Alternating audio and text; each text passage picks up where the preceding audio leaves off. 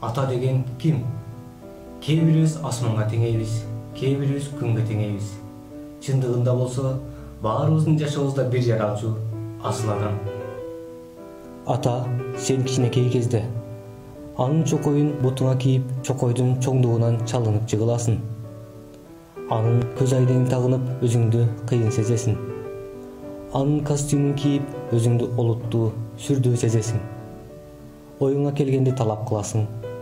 Аны кубануу менен аткарат. Каалаганыңды сурайсың, ал аны таап келет.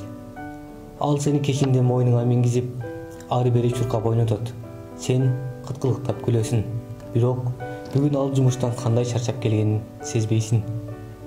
Ата, сен чоңойгон кезде анын көөнөрүп, бозоргон чокоюна көңүл бурбайсың.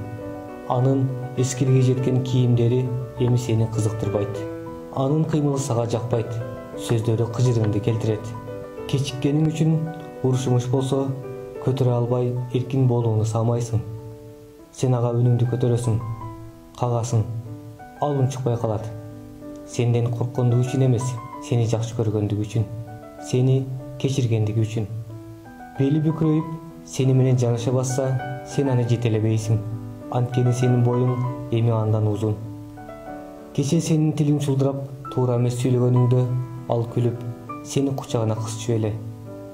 Бүгүн ал түшүнүксүз сүйлөсө, сен аны уккуң келбей, тескери карайсың.